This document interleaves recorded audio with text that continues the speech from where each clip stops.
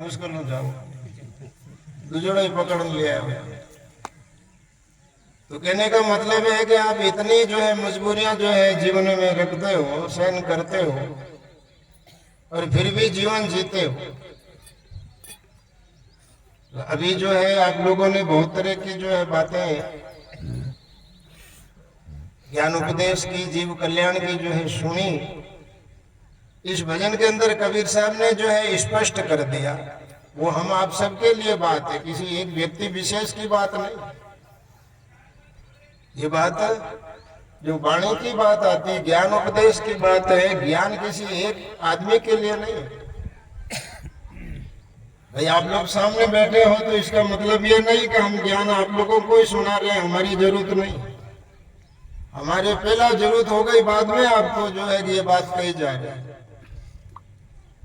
और क्या कही जा रही है कि सुंदर तन पाए के मत करना अभिमान। पहलो मोटो दुख है जो को अपने आप में जो है अभिमान रो है कि मैं कितना सुंदर हूं, मैं कितना हष्ट पुष्ट हूं, मैं शरीर से कितना बलवान हूं। ये अभिमान जो है प्रायकर लोगों को जो है लगा रहता है। और दूसरों के साथ में दवा करे तो नहीं करे, करे या नहीं करे, लेकिन अपने घर के लोगों के सामने तो जो है कि अभिमान करे ही करे। अपनी चार दीवारी में जब आप रहते हो ना, तो वहां पर तो जो है आप लोगों को ये जो है समय समय पर जो है ऐसे प्रसंग बनते हैं, तो उस प्रसंगों में जो है राजा बन करके गरजते हो और उन लोगों को जो है डांट फटकारते हो कि मैं ऐसा हूं, मैं ऐसा हूं, मैं ऐसा हूं। तो ये जो मैं अपने जीवन में जो है लगी हुई है, कबीर साहब कह रहे हैं कि ये जो है आप नहीं, ऐसा मत करो। ऐसा करने से जो है आपका जीवन अच्छा नहीं बनता।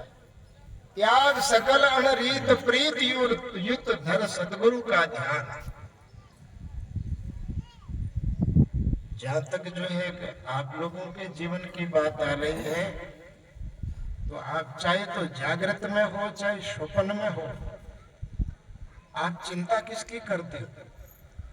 आप चिंता अपने लोगों की करते हो, अपने परिवार के लोगों की चिंता करते हो। मैंने आप लोगों के मुखारबिंद से लाखों बार ये बात सुनी है।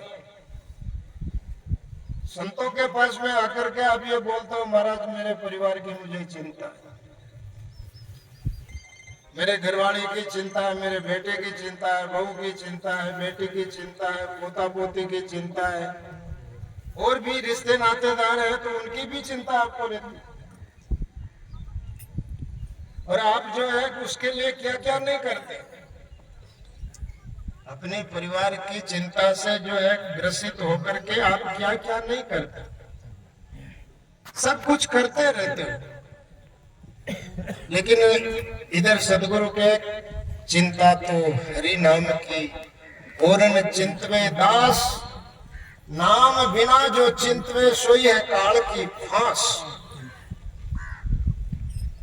चिंता किसकी करनी कि आज मैं जो है हाथ नहीं जोड़ सका, आज मेरे घर में जो है कि पूजा करे, उस पूजा घर के सामने 5 मिनट बैठ करके उनसे प्रार्थना नहीं कर सका कि गुरुदेव आप मेरे और मैं आपका। ये चिंता आपने आज तक की कभी? या जो ये चिंता की कि आज मैं सत्संग में जो है कि गया, सारे लोग गए, सारे लोग सत्संग में गए, मैं नहीं गया, मैं नहीं जा सका, तो वो चिंता आपको सताती। अरे भाई चिंता हम फालतू की चिंता करते हो। चिंता ऐसी डाकनी काट काट जो खाई, वेद बेचारा क्या करे, कहां तक दवा लगाए। शरीर के अंदर बीमारी है तो डॉक्टर के पास में जाकर के इलाज करवा लेते हो, ज्यादा जरूरत पड़ती है तो ऑपरेशन करवा लेते हो। लेकिन आपको चिंता रूपी ढाकनी लगी हुई है, वो चिंता आपको खा रही, तो उसका इलाज आपके पास में कहां से आएगा? किस वेद के पास में जाओगे आप? उस चिंता से जो है ऊपर उठने के लिए क्या करना है?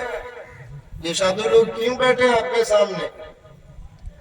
और इनके सामने आकर के आप लोग क्यों बैठे हो कि महाराज हम चिंता से मुक्त होना चाहते हैं। चिंता मत करो, चिंतन करो।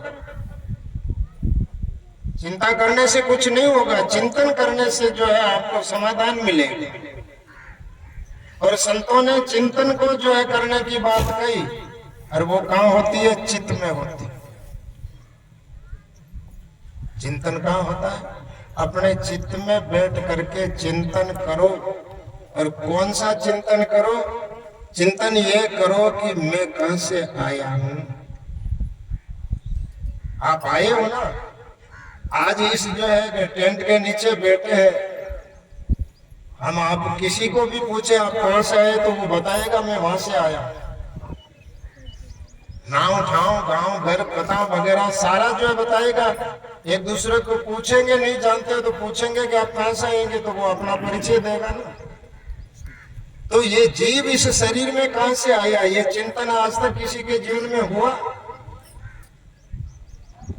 इस जीव का जो है निवास इस शरीर में हुआ, ये आया कहां से और ये रहेगा कितना और रह करके करता क्या है? और आखिर में जो है ये सब जो है हमारे बाप दादा छोड़ छोड़ करके इस शरीर को चले गए, लाखों करोड़ों चले गए। वो जोड़ खजाना जहां तन चंदन लेपता सोई दरिया मसाना रे, आज को लाओ लीजिए काल किणने होई, हो तन माटी में मिले जाने सब सोई। भाई वो कहाँ गए? इतने सब कोई जाते हैं बाहर लदाई लदाई, उससे कोई ना आई आजा से पूछूं दाई। दौड़ करके पूछूं कि आप वहां से वापिस आए हो तो क्या सुख दुख है, क्या साहिबी है? ये आज तक कभी किसी का हुआ नहीं, हो सकता हुआ ही नहीं। तो भाई आपको हमको चिंतन इस बात का करना, चिंता नहीं करनी। लोग रोते हैं कि महाराज मेरा क्या होगा, मेरों का क्या होगा। अरे क्यों रोते हो भैया? आप होते कौन हो इनकार? ये कौन होते हैं आपका? ये तो सिर्फ कर्म बंधन है। कर्म के बंधन से बंधे हुए जीव हो, इसलिए जो है कि तड़प रहे हो, व्याकुल हो रहे हो, छटपटा रहे हो और ये जो है बात कर रहे हो।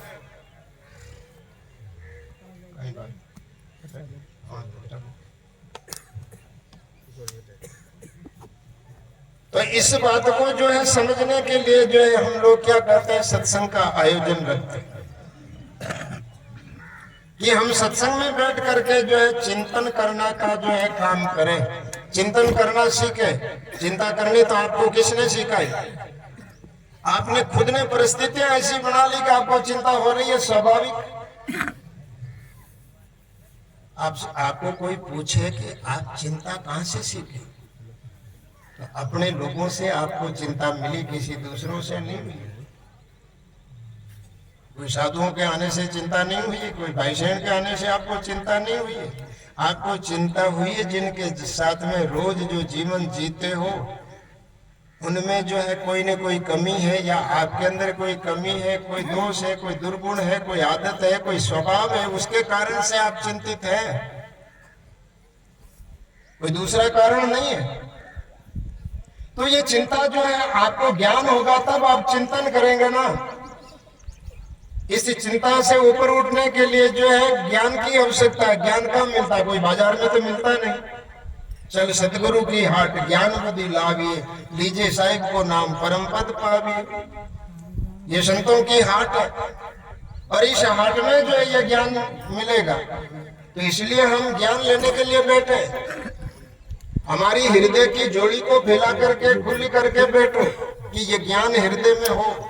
जिनके हृदय ज्ञान है उनको कर्म नहीं लागे, सब पर बैठे माँ की पावक से पापा। जब हृदय में ज्ञान हो जाएगा ना तो कर्म का जो है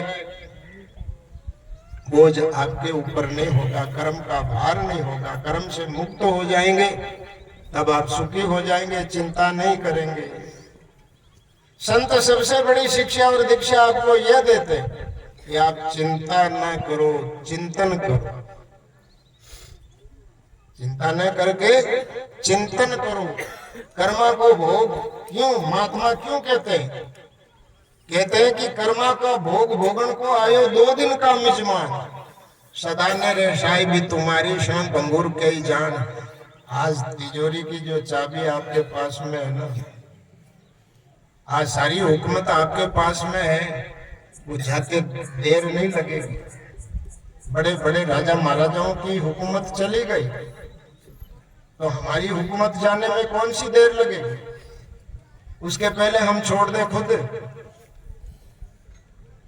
हमारे से कोई छीन लेगा उसके पहले हम छोड़ दें कि बोलो भाई हमें क्या करना, बस इतने दिन हमने किया, अब आप। एक कोई संत सेवी महात्मा था, नहीं संत सेवी राजा था, जो संतों की जो है शिक्षा दीक्षा उसके जीवन में थी। तो भगवान विष्णु ने सोचा कि ये इतना जो है संत सेवी है, तो एक दिन जो है वो साधु का वेश बना करके भगवान विष्णु उस राजा के दरबार में पहुंचे। राजा के दरबार में पहुंचे तो राजा ने साधु को देखा, तो अपने राज सिंहासन से उठ करके सामने जा करके स्वागत करके आदर सम्मान के साथ में आसन दे करके बैठाया, और बैठा करके जो है हाथ जोड़ के प्रार्थना की कि महाराज मैं आपकी क्या सेवा करूं,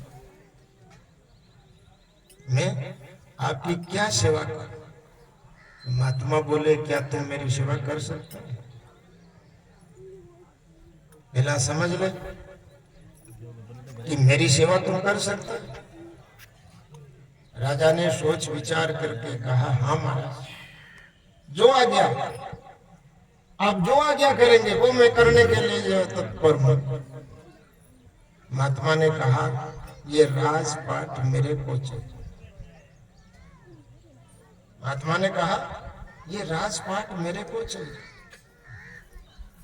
उसने से हर एक सेकंड का भी टाइम नहीं लगाया और चरणों में बैठ करके प्रणाम करके कहा महाराज ये मेरे जीवन सहित पूरा राजपाट सारा साम्राज्य आपके चरणों में अर्पित है। आज आपके घर पर कोई, आपके धंधे पर कोई आकर के, आपके दरवाजे पे आकर के कोई आपसे ये बात मांग ले तो क्या आप कुछ जवाब दे सकते? आप आकुल व्याकुल हो जाएंगे कि अब हम करें क्या करें। अरे त्याग करना, त्याग का जो है कि ज्ञान हमें होगा तो हम त्याग करेंगे ना।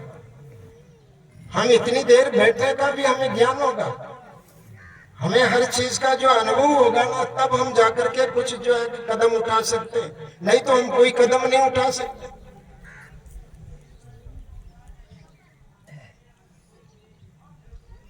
तो महात्मा ने कहा अच्छा इतनी जो विलक्षणता की शक्ति आपके अंदर है कि आपने हाथों हाथ ही, नहीं तो कहते हैं कि मैं घर परिवार वालों से पूछूंगा। एक लोटा पानी पाने के लिए भी जो है घर के लोगों से पूछना पड़ता, किसी आदमी को रोटी खिलानी हो, पानी पिलाना हो, और मतलब जो घर में घड़ी दो घड़ी जो है रखना हो तो घर वालों को जाकर के पूछना पड़ेगा कि भाई कोई आए हैं क्या करें बताओ। उनकी सलाह लेकर के काम करते। लेकिन उन्होंने तो राजपाट का त्याग करने में जो किसी की सलाह की जरूरत नहीं रखी, और समय भी खुद सोचने के लिए भी नहीं बोला कि मेरे को समय दो कि मैं सोच करके करूं। उन्होंने तो हाथों हाथ प्रणाम करके कह दिया कि महाराज मेरा जीवन सहित पूरा साम्राज्य आपके चरणों में अर्पित।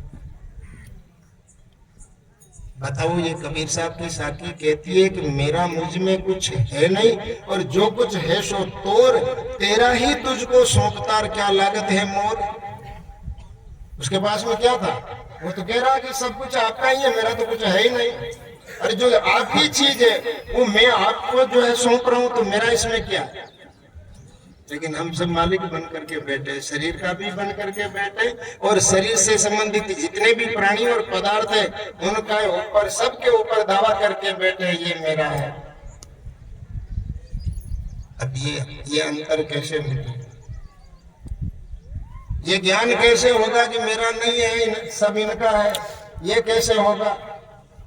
क्या करोगे तब ये जो है भाव अंदर में आएगा कि मेरा महाराज कुछ नहीं है, मैं अपने आप में कुछ नहीं हूं, मैं खुद ही आपका हूं। क्या उसके उस ऐसी स्थिति आने के बाद में क्या किसी के जीवन में दुख रहेगा? क्या वो कोई चिंता करेगा? उसको तो जो है एक ही चिंतन है, गुरु के चरणों में जो है कि ध्यान रखना। लगन कहाँ लगाना? गुरु के चरणों में जो है लगन लगाना। ये एक जो है कि भावना उसके जीवन में जो बनी रहती है। जन्म पाई सुकृत कर ले जो चाहे कल्याण, ये वो सतपंथ ग्रंथ गुरु सम्मत कहवे जो संत सुजा। इतने लोग जो दुआई दे रहे हैं, उस बात को जो है समझ। बार बार कबीर कहते हैं सुन ले मुग अयान, अरे जो माने तो मान सही, नहीं तो ए तो घोड़ा कोई मैदान। सुंदर तन पाई न मत करना अभिमान, त्याग सकल अनरीत प्रीत युत धर सतगुरु का ध्यान। तो ये बातें हम लोग सत्संग के माध्यम से जब जब मिलते हैं और जब जब प्रसंग बनता है तो करते हैं। लेकिन ऐसा नहीं होना चाहिए कि बाहर विभंग हमारे साथ में जो है इन कानों सुनी और इन कानों जो है निकल के आगे निकल गए। कुछ चीजें हमारे जो है काम की है, वो संतों की वैसे हर बात अपने कल्याण के लिए जो है काम की, तो उनको अंदर में रोकना चाहिए, समझना